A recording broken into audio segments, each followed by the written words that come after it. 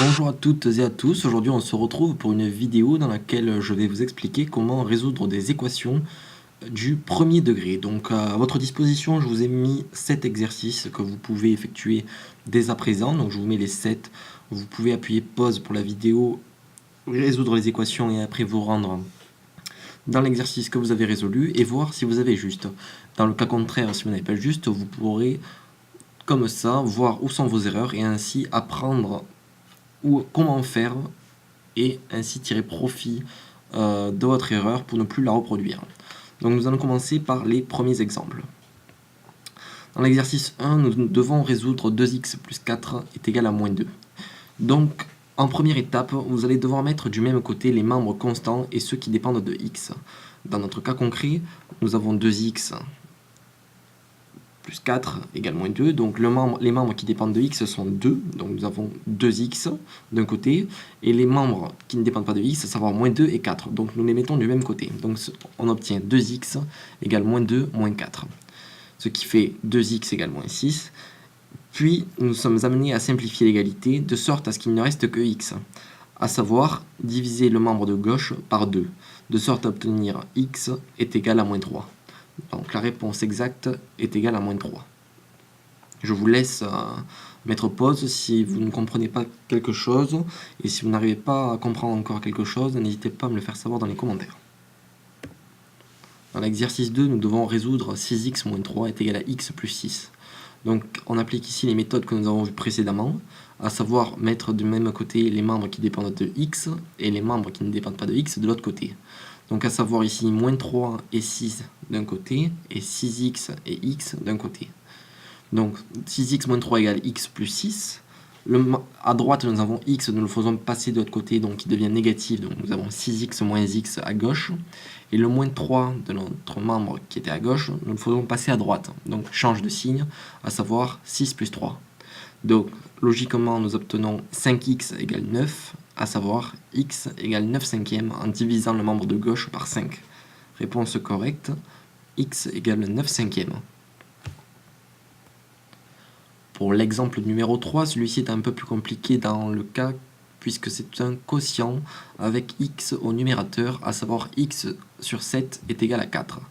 Donc ici nous allons chercher à isoler x de la fraction en multipliant le dénominateur de l'autre côté du signe de l'égalité. Donc nous avons x sur 7 égale à 4.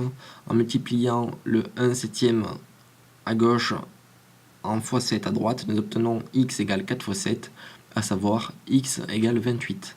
Réponse correcte, x égale 28. Dans notre exemple 4, nous avons ici un autre quotient avec un signe négatif au numérateur en plus du x, à savoir moins un tiers de x est égal à 3. Donc nous appliquons la règle que nous avons vue précédemment, à savoir multiplier le dénominateur du membre de gauche dans la partie à droite.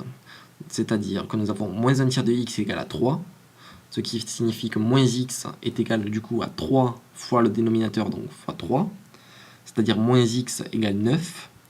Or, nous voulons x, nous n'avons donc qu'à multiplier le membre de gauche par moins 1, et donc par conséquence multiplier le membre de droite par moins 1 également, et obtenir x égale moins 9. Réponse correcte, x égale moins 9. Dans notre exercice 5, nous devons résoudre 3 facteurs de x moins 6 égale 4. Donc ici, nous allons effectuer la distributivité du produit, à savoir distribuer tout simplement le 3.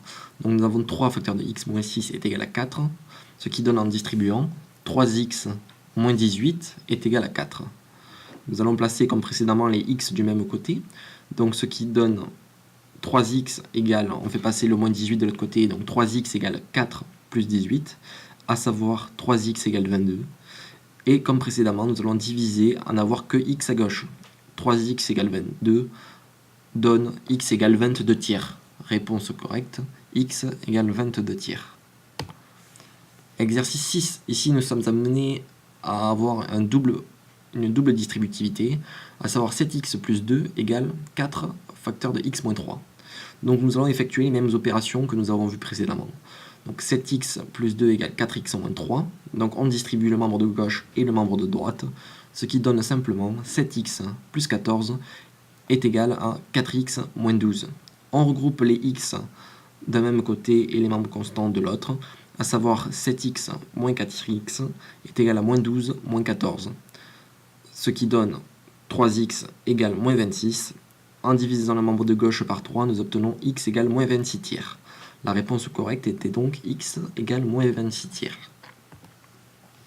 Dans notre dernier exercice, celui-ci est beaucoup plus compliqué puisqu'il regroupe tous les exemples vus précédemment. Ici, nous allons résoudre l'équation 7 facteur de 8 moins x plus 3 facteur de 5 plus x égale x moins 2. Donc, il regroupe toutes les notions vues précédemment et on applique donc celle-ci. Donc, si vous avez compris, ce sera exactement la même chose et facile. Donc, on distribue les produits. Donc, 56 moins 7x plus 15 plus 3x est égal à x moins 2. Nous plaçons les termes en x d'un même côté et les membres constants de l'autre, à savoir 56 plus 15 qui était déjà à gauche. Le moins 2 à droite devient plus 2 à gauche. Le moins 7x à gauche devient plus 7x à droite et le 3x devient moins 3x à droite. Et le x y était déjà. Ce qui donne donc, en additionnant les termes entre eux, 73 égale 5x. En isolant x, on divise le membre de droite par 5, à savoir x égale 73 cinquièmes. La réponse correcte était donc x égale 73 cinquièmes. Pour conclure, j'espère que vous avez compris. Donc, si vous n'avez pas compris, n'hésitez pas à me le faire savoir dans les commentaires. Donc, pour résoudre les équations du premier degré, vous avez 3 points à penser. Tout d'abord, pensez à regrouper ensemble les termes en x et ceux qui n'en dépendent pas, c'est-à-dire les termes constants, 1, 2, 3, etc. Ça, c'est la base. Ensuite, si vous avez des produits, des mises en facteur de produits, vous devez effectuer la distributivité des produits, donc s'il y en a, de sorte à isoler les termes en x et les termes constants entre eux. Enfin, s'il y a la présence d'un quotient, vous devez penser à isoler le x. Par exemple, si vous avez x sur 3, vous multipliez par 3 de l'autre côté. Donc voilà, je reste à votre entière disposition pour d'éventuelles précisions. Et je vous souhaite bonne chance pour ceux qui passent le brevet.